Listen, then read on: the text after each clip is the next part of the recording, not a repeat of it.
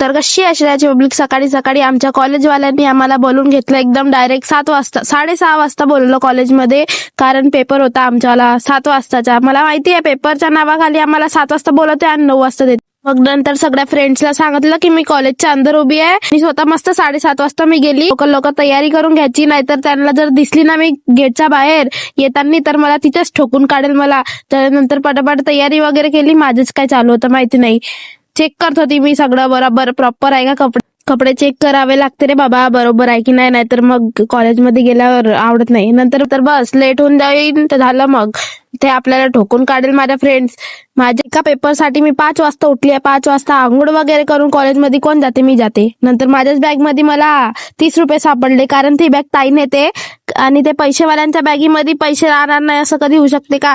नंतर बॅगीमध्ये सॉक्स सापडले, कारण मग आता म्हटलं बाहेर कशाला जायचं, घरातच घाल श्रेया आणि चल पटकन. कारण आता जर मी त्यांना दिसली ना तर खरंच मी शिव्या खाणार आहे. तरी पण टाइमपास करून करून मी 7:30 वाजताच जाणार कॉलेजला, कारण यार पेपर लवकर काही देत नाही ते लोक, खूप लेट देतात. ते पण 10 वाजता देतात, 7ला बोलवतात आणि 10ला देतात. असंच आहे आमचे कॉलेज.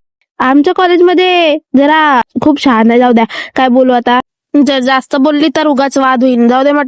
नंतर 7:20 झाले होते बाई, तरी पण मी टाइमपास करू करू करू करू ते कसे तरी 7:30ला मी पोहोचणार कॉलेजमध्ये. नंतर आमच्या घरच्या 2-2 मांजरी त्या मंदिरामध्ये झोपून होत्या बघा, तुम्हाला पण दाखवत. म्हटलं झोपा, आपलंच आहे सगळं. नंतर डायरेक्ट कॉलेजमध्ये टपकली. त्या वरतून मला आवाज देते की श्रेया लवकर आहे, तू कुठे होती.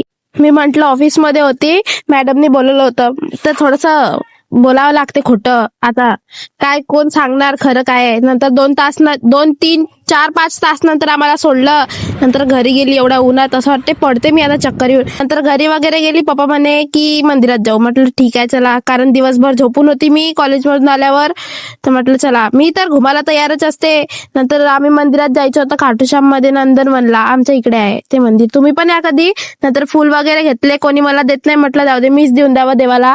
नंतर फुल वगैरे घेतले, मग आलो, दर्शन वगैरे केलं. नंतर बसलो वगैरे नाही, पप्पानी घरी नेलं डायरेक्ट. म्हटलं थांबा बसू द्या थोडा वेळ, तर नाही बोलले आपल्याला वेट होत आहे. नंतर आम्ही बघा माझ्या मोबाईलची इतकी क्लिअरिटी किती सुंदर आहे. नंतर मावशीकडे आलो, मावशीकडे याच होता, हा बघा काय बोलतो.